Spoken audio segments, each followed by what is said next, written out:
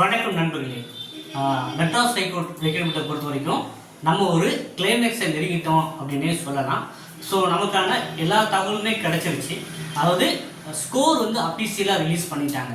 So அப் next அப்படிங்கிறது எல்லாரும் ஒரு கேள்விக்குறியாக இருக்குது.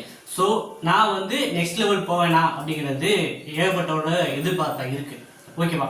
ஸோ இப்போ வந்து நெக்ஸ்ட் லெவல் ப்ராசஸ் வந்து என்ன மாதிரி இருக்கும் அப்படின்னா, அது மொத்தம் வந்து பார்த்தீங்கன்னா அவங்க 4 வகையான கேட்டகரியில் வந்து ரெக்ரூட்மெண்ட் பண்ணியிருந்தாங்க. ஸோ டிரைவர், சரிங்களா, இது 8ஆம் வகுப்பு தரம். ஓகேங்களா. ஓஏ காப்பி அசிஸ்டன்ட், இது 8ஆம் வகுப்பு தரம். வாட்ச்மேன், மசால்ஜி, கிளீனிங்னஸ் ஒர்க்கர், இதுக்கு வந்து பார்த்தீங்கன்னா அந்த 3வது கேட்டகரி ஜஸ்ட் எழுத படிக்க தெரிஞ்சால் போதும். ஸோ இதுக்கு 3க்குமே வந்து பார்த்தீங்கன்னா ப்ராக்டிக்கல், அது செய்முறை தேர்வு உண்டு. ஓகேங்களா. இந்த செய்முறை தேர்வுக்கு ஆட்கள் எப்படி எடுக்கிறாங்க அப்படின்னா, ஒரு போஸ்ட்டுக்கு வந்து 5 பேர், சரிங்களா. செய்முறை தேர்வு வந்து ஒரு போஸ்ட்டுக்கு வந்து 5 பேர் வந்து ப்ராக்டிக்கல் போவாங்க. இப்போ உங்கள் மாவட்டத்தில் ஒரு 20 வேகன்சி இருக்குது அப்படின்னா 100 பேர் வந்து ப்ராக்டிக்கல் போவாங்க, சரிங்களா. ஸோ இந்த ப்ரொசீஜர் தான் ப்ராக்டிக்கல். ஸோ அடுத்த லெவல் வந்து பார்த்தீங்கன்னா வேகன்சி பொறுத்து 1:2 இல்லை 1:3 அடிப்படையில் இன்டர்வியூ போவாங்க. இது வந்து driver, office assistant, copy assistant, watchman, மசால்ஜி, கிளீனர்ஸ் ஒர்க்கர், கார்டன் போன்ற பணிகளுக்கு. ஓகேவா. அதே போல் வந்து 10th லெவலில் வந்து பார்த்தீங்கன்னா இப்போ 1:3 அடிப்படையில் வந்து ஒன்லி இன்டர்வியூ மட்டும் தான். இன்டர்வியூ ப்ளஸ் வந்து பார்த்தீங்கன்னா சர்டிஃபிகேட் வெரிஃபிகேஷன். ஸோ இந்த 2 மட்டும் தான். அது 10th லெவலில் reader, examiner, senior value, junior value, xerox officer போன்ற பணிகள். ஓகே, இது வந்து எல்லாருக்கும் தெரிஞ்சிருக்கும் நினைக்கிறேன். ஓகேங்க. கட் ஆஃப் வந்து நான் எவ்வளவுமே எதிர்பார்க்கலாம், ப்ராக்டிக்கல் வந்து நான் இப்போ இருந்தே தயாராகலாமா அப்படிங்கிற கேள்வி வந்து எல்லார் மனசுலையுமே இருக்கு.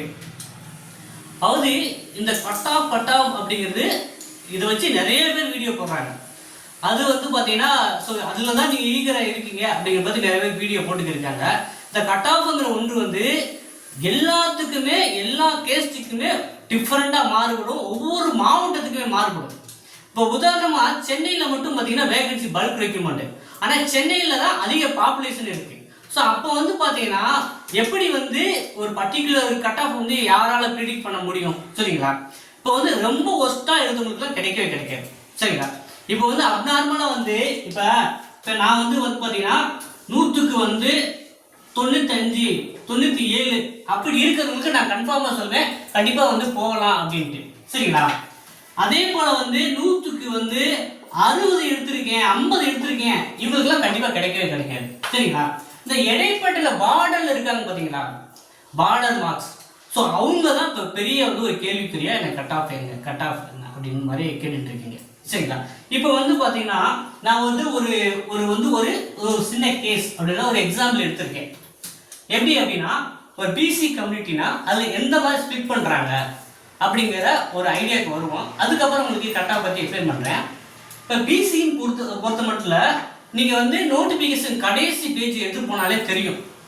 அதாவது இந்த பிசிங்கிற ஒரு கம்யூனிட்டியே இவ்வளோ ஸ்பிளிட் அப் இருக்கு, சரிங்களா. இவ்வளோ ஸ்பிளிட் அப்ல வந்து அவங்க பிரிச்சிருப்பாங்க. பிசி ஜென்ரல் அப்படின்னா என்னன்னா பிசியில் பொது யாரெல்லாம் பிசியா இருக்காங்களோ பிசி கம்யூனிட்டி, நான் இதே அப்ளிகபிள் தான் எஸ்சி எஸ்டி அப்புறம் எம்பிசிக்கு வரும். நான் உதாரணத்துக்கு நான் பிசி மட்டும் எடுத்திருக்கேன், ஓகேங்களா.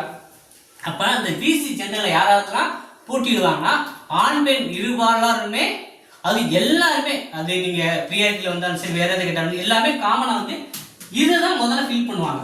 ஸோ ஜஸ்ட் வந்து இதில் கோட்டா இருந்தால் ஃபஸ்ட்டு இதுதான் ஃபில் ஆகும். அப்புறம் வந்து பிசியில் பிஎஸ்டிஎம், அடுத்து பிசியில் பிஎஸ்டிஎம் யாராவது இருக்கா அப்படிங்கிறது டோட்டலாக பார்ப்பாங்க. அதில் யார் வந்து ஃபஸ்ட்டு 5 மார்க் வருவாங்க அப்படிங்கிறது இதுக்கு வந்து போவாங்க இந்த ஒரு வேகன்சிக்கு. அப்புறம் வந்து பிசி விமன், சரிங்களா. பிசி விமனுக்கு ஒரு கோட்டா ஒதுக்கினால ஒரு சீட் இருக்குன்னா பிசி விமன் கேட்டகரியில் ஃபர்ஸ்ட் 5 வந்து யார் இருக்கா அவங்க மட்டும் இதுக்கு போவாங்க, ஓகேங்களா. அப்புறம் பிசி விமன்ல பிஎஸ்டிஎம், பிசி விமனா இருக்கணும், அவங்க பிஎஸ்டிஎம் வச்சுன்னு ஒரு கோட்டா இருந்துச்சுன்னா அதுக்கும் அதே மாதிரி ஃபர்ஸ்ட் 5 மார்க்ஸ் வந்து இந்த ரிசர்வேஷனுக்கு போவாங்க. அப்புறம் பிசி பிரியாரிட்டி வந்து 20 வகையான கேட்டகரியில் பிரியாரிட்டி கொடுத்தாங்க. அது முதல் தலைமுறை பட்டதாரி சான்றிதழ், முன்னாள் இராணுவத்தினர், கலப்பு திருமணம் புரிந்தோர், ஆதரவற்ற விதவை, அப்புறம் வந்து கொரோனாவால் பெட்ரோலில் இருந்த பிள்ளைகள், இந்த மாதிரி வந்து 20 கேட்டகரியில் வந்து அவங்க பிரியாரிட்டி கொடுத்தாங்க. ஸோ அப்போ பிசி பிரியாரிட்டினா இந்த கோட்டால ஃபர்ஸ்ட் 5 வருவாங்க, ஓகேவா. அப்புறம் பிசி விமன்ல பிரியாரிட்டி, சரிங்களா. ஸோ இதில் வந்து பிசி விமன்ல ப்ரியாரிட்டி இருந்துச்சுன்னா அது அவங்க மட்டும் தான் போக முடியும். ஓகேங்களா? அப்ப பிசி விமன் டெஸ்டிடி விடோ. ஓகேங்களா? ஸோ இந்த மாதிரி வந்து ஒரு பிசி கம்யூனிட்டி இவ்வளோ ஸ்பிளிட் அப் இருக்கும்போது நம்ம வந்து அக்யூரேட்டா வந்து உங்களுக்கு தான் இந்த மாவட்டத்தை சேர்ந்து தான் இவ்வளோ கட் ஆஃப் அப்படிங்கிறத சொல்லவே முடியாது. சரிங்களா? ஸோ இது வந்து பார்த்தீங்கன்னா ஏகப்பட்ட பேர் பெரிய டிஸ்கஷனாக இருக்கு. அது வந்து பார்த்தீங்கன்னா ஏன்னா ஒவ்வொரு மாவட்டத்தில் எத்தனை அப்ளிகண்ட் இருக்காங்க, உங்கள் கம்யூனிட்டியில் உங்கள் ரிசர்வேனுக்கு எத்தனை காம்படிட்டர் இருக்கிறாங்கிற டேட்டா நம்மகிட்ட இல்லாமல் சொல்லவே முடியாது. சரிங்களா? ஏன்னா அப்படி டேட்டா இருந்தால் அவங்க ஸ்கோர் தெரியணும், இதுவும் தெரியாது. அப்போ நம்ம என்ன பண்ணணும், வெயிட் பண்ணி தான் பார்க்கணும். ஓகேங்களா? சரி, நான் வந்து 100க்கு 95 மேலே எடுத்திருக்கேன், அது 8ஆவது தரத்தில் 97 எடுத்திருக்கேன், 99 எடுத்திருக்கேன்னா நீங்கள் கன்ஃபார்ம் உள்ளே போவீங்க. ஓகேவா? அப்போ வந்து பார்த்தீங்கன்னா இடைப்பட்ட கேப்பில் உங்களுக்கு கிடைக்கும் கிடைக்காம இருக்காது அப்படிங்கிறத நம்ம ப்ரிடிக்ட் பண்ணவே முடியாது. ஒன்று சொல்லலாம், டிஸ்ட்ரிக்ட் வீடோ வந்து பார்த்தீங்கன்னா ரேர் கேஸில் தான் இருப்பாங்க. அவங்களுக்கு வந்து கட் ஆஃப் வந்து பார்த்தீங்கன்னா 70-80 கூட இருக்கலாம். டிஸ்ட்ரிக்ட் வீடோ கேட்டகரி பொறுத்த வரைக்கும் 70-80 இருக்கலாம். அது பிரியாரிட்டி கேட்டகரி வந்து பார்த்தீங்கன்னா அந்த மாதிரி முதல் தலைமுறை பட்டதாரி சான்றிதழ், அரசு பள்ளியில் தமிழ் மொழியில் படித்தோர், இந்த மாதிரி வந்து சர்டிஃபிகேட் வச்சவங்களுக்கு வந்து பார்த்தீங்கன்னா ஒரு 85 to 90 அந்த மாதிரி இருக்கலாம். சரிங்களா? ஸோ மற்ற எல்லாமே வேகன்சி வந்து பார்த்தீங்கன்னா ஒவ்வொரு கம்யூனிட்டிக்கு வச்சு பார்த்தீங்கன்னா ஒரு வேகன்சி, 2 வேகன்சி, 3 வேகன்சி அப்படி தான் இருக்குது. தவிர நம்ம வந்து ஒரு மாவட்டத்துக்கே 200-300 வேகன்சி கொடுக்கல. ஒவ்வொரு மாவட்டத்துக்குமே 50-60க்குள்ள தான் வேகன்சி இருக்கிறதுனால நம்ம பொறுமை காக்கிறது தான் நல்லது. ஓகேங்களா? ஸோ அதனால வந்து கட் ஆஃப் பற்றி இனிமேல் வந்து ரொம்ப வந்து எலவர் பண்ண தேவையில்லை. அதிர்ஷ்டம் இருந்தால் நீங்கள் நெக்ஸ்ட் லெவல் ப்ராக்டிக்கல் போகலாம். ஓகேங்க. அடுத்ததாக வந்து ப்ராக்டிக்கலுக்கு இன்டர்வியூக்கு நம்ம தனியாக ப்ராசஸ் போகணுமா அப்படிங்கிறது நிறைய பேரோட கேள்வியாக இருக்குது. தண்ணி கேன் தூக்குறதுக்கு எதுக்குங்க வந்து நீங்கள் கிளாஸ் போகணும்? நான் கேட்குறேன், தண்ணி கேன் கேட்குறீங்க, உங்கள் வீட்டு வேலையை டே டு டே வேலையை தான் அவங்க ப்ராக்டிக்கலாக பண்ண சொல்ல போகிறாங்க, அதுக்கு எதுக்கு கிளாஸ் பண்ணணும்னு நீங்கள் என்ன கேட்குறீங்க எனக்கு தெரியல. ஸோ நீங்கள் டே டு டே லைஃப்பில் வந்து ப்ராக்டிஸ் பண்ணுற செய்கிற விஷயத்தை தான் அவங்க வந்து ஏற்கனவே ஒரு லிஸ்ட்டு கொடுத்துருந்தேன், ஒரு 24 வகையான கேட்டகரி வந்து நம்ம எக்ஸ்பிளைன் பண்ணியிருந்தோம். சரிங்களா? ஸோ எல்லாமே வந்து டே டு டே லைஃப்பில் வந்து நம்ம வந்து டெய்லி நம்ம வீட்டில் பண்ணுற வேலை தான் இருக்கும். என்ன ஒரு சில வேலைகள் வந்து விமன்ஸ் அதிகமாக பார்ப்பாங்க. சரிங்களா? ஒரு சில வந்து ஆண்கள் வந்து சமைக்க தெரியாமல் இருப்பாங்க, இப்போ எல்லாருமே சமைக்கிறாங்க. சரிங்களா? அப்போ வந்து பார்த்தீங்கன்னா இந்த சமைத்தல் அப்படிங்கிற விஷயம் வரும். அப்புறம் வந்து பார்த்தீங்கன்னா அது அவங்க வந்து லாஸ்ட் இயரை கம்பேர் பண்ணி இந்த வட்டம் அப்படியே கேட்பாங்கிறது இன்னொரு கேள்விக்குறி. லாஸ்ட் இயரில் கோலம் போட சொன்னாங்க, அது வெற்றியில் தோரணம் போக்க சொன்னாங்க, பட்டன் வைக்க சொன்னாங்க. ஸோ இந்த மாதிரி ஒரு கேட்டகரியில் வந்து லாஸ்ட் இயர் நம்ம வந்து 2022 வந்து 2021 பார்த்தோம். சரிங்களா? அதுவே ரிப்ளீட் ஆகுமானா கிடையாது. சரிங்களா? ஸோ இந்த வருடத்திற்கு வேற டாஸ்க் கொடுக்கலாம். இப்போ வந்து பார்த்தீங்கன்னா ஒரு நாளைக்கு வந்து ஒவ்வொரு பேஜாக தான் உள்ள அனுப்புவாங்க. சரிங்களா? ஒவ்வொரு பேஜாக உள்ள அனுப்புவாங்க.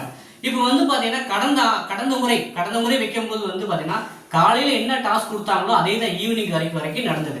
அப்போ காலையில் போனவங்களுக்கு வந்து பார்த்தீங்கன்னா ஒரு கொஞ்சம் பேட் லக்னே சொல்லலாம். ஏன்னா அந்த டாஸ்க்கை பற்றி அவங்களுக்கு எந்த நாலேஜுமே இருக்காது. அப்போ வந்து புதுசாக வந்து அவங்களுடைய ப்ரெசன்ஸ் ஆஃப் மைண்டை வச்சு தான் அவங்க ஒர்க் அவுட் பண்ணுற மாதிரி இருக்கும். அதுவே செகண்ட் பேட்ச் போகிறவங்களுக்கு காலையில் பேஸ் போனவங்க சொல்லிடுவாங்க. சரிங்களா? அப்போ வந்து அவங்க வந்து நம்ம இதை தான் பண்ண போறேங்கிற போறப்ப அவங்க நல்லா பண்றதுக்கு தேர்ட் பேட்ச்ல போறது இதோட நல்லா பண்றதுக்கு வாய்ப்பு இருக்கு. அப்போ வந்து ப்ராக்டிக்கலை பொறுத்த வரைக்கும் உங்களுடைய அதிர்ஷ்டமும் கொஞ்சம் இருக்கு. ஸோ இது வந்து என்னுடைய அனுமானம், ஒரு அனுபவத்தில் சொல்றேன்னு கூட நீங்க நினைச்சுக்கலாம். ஓகேங்களா? இதை பற்றி தான் ப்ராக்டிக்கல். ஸோ நீங்கள் பூ கட்டுறதா இருந்தாலும் பக்கத்தில் பூ கட்டுற அம்மா இருப்பாங்க, பூக்கடைக்காரங்க இருப்பாங்க, அவங்க போய் பாருங்க. வேற என்ன, அது எல்லாமே வந்து யூடியூப்ல இருக்கு. கிராஃப்ட் பண்ணுறது, டிசைன் பண்ணுறது, எல்லாமே தோரணம் கட்டுறது, வீட்டை எப்படி சுத்தமாக வச்சுக்கிறது, இது எல்லாமே தான் இருக்கு. ஜூஸ் போடுறது. ஸோ இந்த மாதிரி வந்து பேசிக்காக தானே கேட்க போகிறாங்க. ஸோ இதுக்கு வந்து ப்ராக்டிக்கலுக்கு தனி கிளாஸ் போகணுமானா எனக்கு பொறுத்த வரைக்கும் தேவையில்லைன்னு சொல்லுவேன். இருந்தாலும் நான் எக்ஸ்ட்ரா தெரிஞ்சுக்கணும்னா நீங்கள் போகிறதும் நான் ஒன்றும் சொல்கிறதுக்கு இல்லை. ஆனால் இன்றைக்கு அதே நேர்முக தேர்வுக்கு வந்து நீங்கள் வந்து பர்ஃபெக்டாக பண்ணுற மாதிரி இருக்கும். அவங்க அது டே டு டே லைஃப்பில் வந்து கரண்ட் அஃபேர்ஸ் வந்து நிறைய நீங்கள் தெரிஞ்சு வச்சுட்டு போகிற மாதிரி இருக்கும். அதே போல் வந்து உங்களுடைய அப்பீரியன்ஸ், நீங்கள் எப்படி வந்து ட்ரெஸ்ஸிங் சென்ஸ் இருக்கீங்க, ட்ரெஸ் கோட் எப்படி இருக்குது, இதெல்லாம் வந்து இன்டர்வியூவில் வந்து மானிட்டர் பண்ணுவாங்க. சரிங்களா?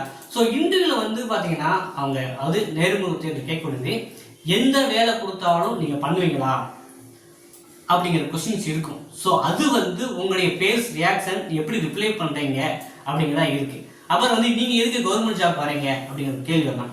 பிஇ படிச்சிருக்கீங்க, எம்எஸ்சி படிச்சிருக்கீங்க, நீங்கள் எதுக்கு இந்த ஜாப் வரீங்க அப்படிங்கிற ஒரு கேள்விலாம் இருக்கும். ஸோ அதுக்கு தகுந்த மாதிரி நம்ம தயார் பண்ணிக்கணும். அப்புறம் வந்து கேட்குற கேள்விகள் வந்து நம்ம என்ன சொல்கிறோமோ அதில் தான் கேட்க ஆரம்பிப்பாங்க. சரி, நீங்கள் நம்ம டிகிரியில் பிஎஸ்சி மேக்ஸ் படிச்சுக்கன்னா மேக்ஸ்லேருந்து 2 ஃபார்முலா கூட கேட்கலாம். ஃபிசிக்ஸ் படிச்சுக்கன்னா ஃபிசிக்ஸ்லேருந்து 2 ரூல்ஸ் லா கேட்கலாம். ஸோ இந்த மாதிரி வந்து நம்ம என்ன சொல்ல வாரோம், பேசிக்காக வந்து நீங்கள் எந்த மாவட்டத்தை செஞ்சுக்கிறோம் அந்த மாவட்டத்தோட கலெக்டர் நேமு, அந்த மாவட்டம் எதுவும் அமைச்சர் இருந்தால் அவங்களோட நேமு, அந்த மாவட்டத்தோட என்ன சிறப்பியல்பு, அந்த மாவட்டத்தில் என்ன ஃபேமஸ்ஸு, ஸோ இது எல்லாமே நீங்கள் ஃபிங்கர் டிப்பில் வச்சுக்கணும். தமிழக அமைச்சர்கள், மத்திய அமைச்சர்கள் இதெல்லாம் கண்டிப்பாக தெரிஞ்சு வச்சுக்கணும். அதே போல் வந்து தமிழக அரசு புதுசாக இம்ப்ளிமெண்ட் ஸ்கீம்ஸ், நிறைய ஸ்கீம்ஸ் வந்து நாடு முதல்வர் திட்டம், அப்புறம் வந்து பார்த்தீங்கன்னா காலை உணவு திட்டம் வந்து இப்போ தான் ரீசெண்டாக அனௌன்ஸ் பண்ணியிருக்காங்க, புதுமை பெண் திட்டம், இப்படி ஏகப்பட்ட ரீசன்ட் ஸ்கீம்ஸ் இருக்கு. அதை பற்றி கேட்கலாம். அப்போ சுப்ரீம் கோர்ட் ஜட்ஜை வந்து மாற்றிருக்காங்க, அவங்கள பற்றி கேட்கலாம். அப்புறம் வந்து ஹைகோர்ட் ஜட்ஜி எப்படி இருக்கான்னு கேட்கலாம். அப்புறம் வந்து பார்த்தீங்கன்னா சில பேசிக் வந்து பார்த்தீங்கன்னா இந்த ஜூமோட்டோ வழக்குன்னு சொல்கிறாங்க. இப்போ ஜூமோட்டோ வழக்குனா என்ன, நீங்கள் வந்து ஜொமோட்டோன்னு கேள்விப்பட்டிருப்பீங்க. அதான் ஜூமோட்டோனா, ஜூமோட்டோ அப்படின்னா ஜொமோட்டோ அப்படின்னா தானாக முன் வந்து அப்படின்னு அர்த்தம். அப்போ நீதிமன்றமே வந்து ஒரு வழக்கு வந்து தானாக முன் வந்து ஏற்றி நடத்துவாங்க. ஸோ இந்த மாதிரி ஒரு பேசிக் திங்ஸை வந்து நீங்கள் நல்லாவே தெரிஞ்சு வச்சுக்கணும், ஓகேங்களா? ஸோ அதனால் வந்து அதாவது நீங்கள் இன்டர்வியூ தயாராகிட்டீங்கன்னா டெய்லி நியூஸ் பேப்பர் பாருங்க. ஸோ நியூஸ் பேப்பர் படிக்கிற பழக்கம் வந்து பார்த்தீங்கன்னா உங்கள் வாழ்க்கைக்கு ரொம்ப வந்து ஒரு பயனுள்ள ஒரு என்னன்னா ஒரு நாலேஜ் கொடுக்கும், சரிங்களா? நீங்கள் வந்து எக்ஸாமுக்காகவோ இன்டர்வியூக்காக எப்பயுமே உலகத்தில் என்ன நடக்குது அப்படிங்கிறத நீங்கள் அது சோசியல் மீடியாவில் பார்க்குறது இல்லையோ டிவியில் பார்க்குறது இல்லையோ டே டு டேல வந்து நியூஸ் பேப்பர் படிக்கிறீங்க அப்படின்னா அந்த ஹேபிட் வந்து உங்களுக்கு வேற மற்றவங்களோட ஒரு வேறுபடுத்தி காக்கிற ஒரு நாலேஜ் உள்ள பிரச்சனை உங்களை காமிக்கும். அதனால வந்து இப்போ இருந்தாவது நீங்கள் டெய்லி நியூஸ் பேப்பர் படிக்கிற பழக்கத்தை வச்சுக்கோங்க. குறிப்பாக வந்து காம்படிட்டிவ் எக்ஸாம் ப்ரிப்பேர் பண்ணீங்கன்னா கண்டிப்பாக வந்து டெய்லி நீங்கள் தமிழோ இங்கிலீஷோ நியூஸ் பேப்பர் ரீட் பண்ணுறது ரொம்ப தலையாய ஒரு கடமையாக வச்சு ப்ராக்டிஸ் பண்ணுங்கள். ஸோ நமக்கு வந்து ப்ராக்டிக்கலுக்கு வந்து நம்ம வந்து என்ன பண்ணுவோம், என்ன பிளான் இருக்குன்னா தனியாக குரூப் பண்ணிடுவோம் ப்ராக்டிக்கலுக்கு. அந்த குரூப்பில் வந்து நம்ம ஒரு காலையில் ஒரு பேஜ் போகிறாங்கன்னா அதில் வந்து என்னென்ன கேட்டாங்கன்னு சொன்னாங்கன்னா மற்ற எல்லாரும் தெரிய போகுது. ஸோ அதுக்கடுத்த பேஜில் வந்து அதுக்கு நம்ம தயாராக பண்ணுறாங்க. இன்டர்வியூக்கு வந்து நம்ம பர்ஃபெக்டாக வந்து இனிமேல் வரக்கூட வீடியோவில் கைடன்ஸ் கொடுக்க போகிறோம், சரிங்களா? அதனால் வந்து நம்ம சேனல் தெரியும், கிட்டத்தட்ட வந்து நேற்று இன்னைக்கு நம்ம ஆரம்பிச்சது கிடையாது. கிட்டத்தட்ட வந்து ஒரு 6-7 வருஷமாக வந்து நம்ம ரன் பண்ணிக்கிட்டு இருக்கோம். 2021-22 வந்து நம்ம மூலமாக நிறைய பேர் வந்து கோர்ட்டில் வேலை பார்த்துட்டு இருக்காங்க, ஓகேங்களா?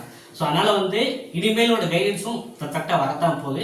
ஸோ இதே போல் தகவலுக்கு காணொலிகளுக்கு தொடர்ந்து நம்ம சேனலை சப்ஸ்கிரைப் பண்ணி இருந்திருங்கள். அடுத்த காணொலியில் நம்ம மீண்டும் சந்திப்போம். நன்றி, வணக்கம்.